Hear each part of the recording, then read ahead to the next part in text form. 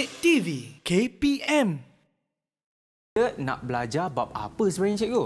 Okey, untuk kali ini kita akan ulang kaji bab 1, bab 2, bab 3 dan bab 4. Okey, itu adalah tajuk untuk tingkatan 4. Okey.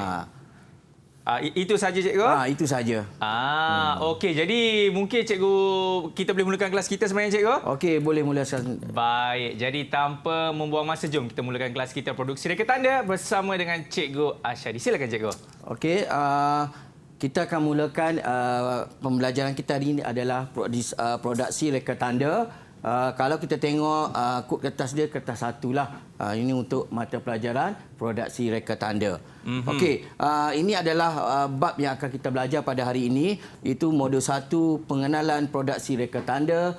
Yang kedua modul produksi grafik. Yang ketiga reka letak berbantukan komputer. Dan yang keempat papar tanda. Okey, papar tanda ni dipecahkan kepada 4, iaitu reka bentuk papar tanda akrilik. Yang kedua, reka bentuk papar tanda larik. Yang ketiga, reka bentuk papar tanda vinil. Dan yang keempat, reka bentuk papar tanda semburan cat.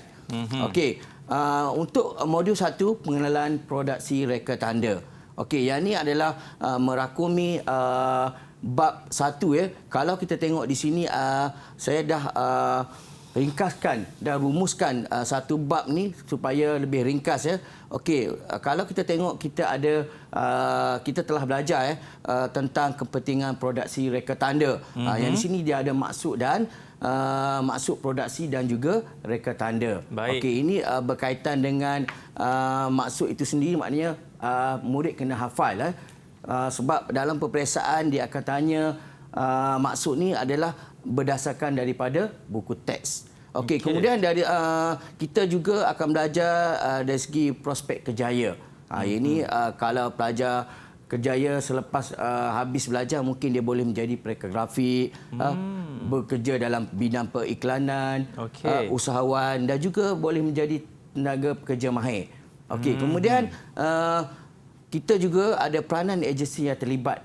Bila kita berkaitan dengan produksi reka tanda, ada agensi yang terlibat seperti Kementerian Kerja Raya, Perbadanan Harta Intelek Malaysia, pihak berkuasa tempatan, pengusaha syarikat, pembekal bahan mentah dan juga pelanggan.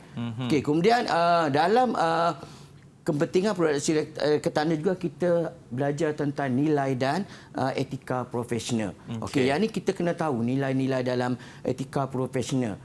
Contohnya apa? Bakis, boleh cikgu tanya contoh nilai profesional dalam etika profesional. Ada apa dalam tu? Ada apa Bakis? Terkejut nampak mukanya. Silakan.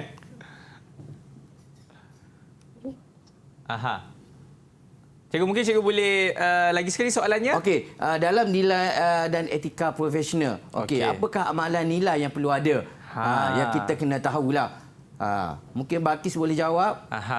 Ada dekat situ sebenarnya kan cikgu? Ada dekat situ. Amalan kalau nilai. Kalau dia dah belajar, dah ulang kaji, mesti tahu amalan nilai. Okey, contoh yang cikgu bagi adalah bertolak ansur. Bertolak ansur satu. Lepas tu apa? Apa lagi yang kedua? Bekerjasama. Okey, bekerjasama. Lagi? Kesopanan dan kesusilaan. Okey, betul. Okey, satu lagi? Telus. Telus dan juga menjaga kebersihan. Itu adalah amalan nilai yang perlu ada dalam etika profesional. Okey. Kemudian kita akan tengok juga peraturan dan keselamatan. Kalau dekat sini peraturan keselamatan ni diolah ataupun dijaga dengan Jabatan Keselamatan dan Kesihatan Pekerjaan. Dan juga akta keselamatan juga kita kena tahulah. Kalau dalam sektor bidang pekerjaan, kalau kita tak tahu akta keselamatan jika berlakunya kemalangan di tempat kerja, so kita akan dapat kita rujuk dengan pihak yang berkuasa. Okey, ini adalah peranan keselamatan dan kesihatan pekerjaan. Ini mencakupi bidang untuk modul 1. Okey, kemudian kita tengok pula modul yang kedua, produksi grafik. Okey, yang ni adalah murid dah belajar macam mana kita nak hasilkan lakaran. Murid mesti tahu asas reka bentuk grafik. Okey, dalam asas reka bentuk grafik kita ada prinsip reka bentuk. Okey, cikgu nak tanya Iman Aina. Apakah prinsip reka bentuk yang Iman tahu? Prinsip reka bentuk. Keseimbangan, Okey, keseimbangan. pengulangan, Okey, pengulangan. kontras. Okey, kontra. Itu antara prinsip reka bentuk. Ada lagi contohnya harmoni, apa lagi? Kepelbagaian dan juga kesatuan. Okey, kemudian kita ada elemen seni. Okey, dalam dah kita dapat tahu tentang prinsip reka bentuk, kemudian kita tengok kepada elemen seni. Elemen seni ni ada juga ada 6 ya. Yang pertama garisan, rupa, jalinan, bentuk dan juga ruang.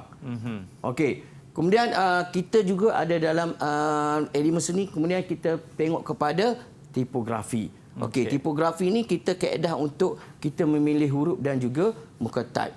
Okey, Syafinatun, cikgu nak tanya ada berapa jenis muka type? Yang Syafinatun tahulah, yang cikgu dah ajar.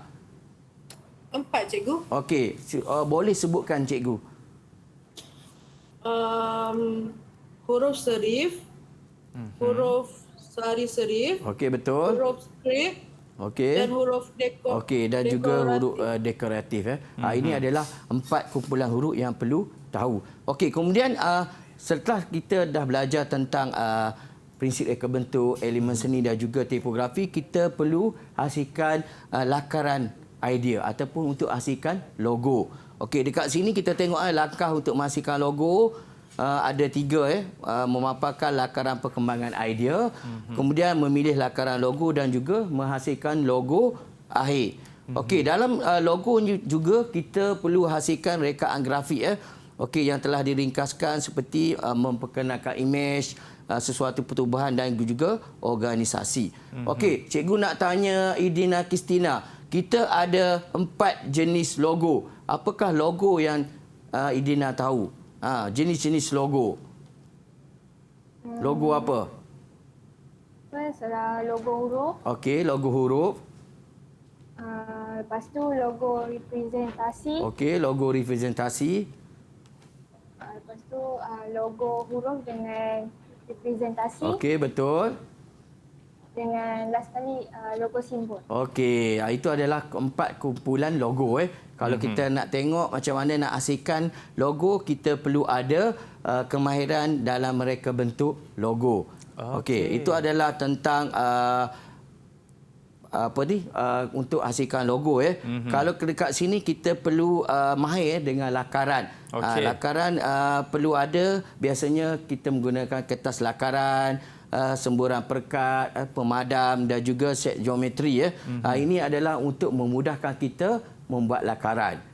Itu adalah berkaitan dengan modul yang kedua. Okey, Akmal ada soalan nak tanya?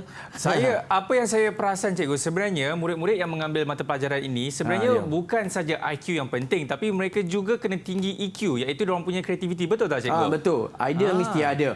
Biasanya untuk mendapatkan idea, diorang akan buat kajian dulu. Sama ada lapangan ataupun juga kita bagi peluang pelajar murid untuk meneroka dalam internet lah, untuk carian Google dan sebagainya lah untuk dapatkan idea.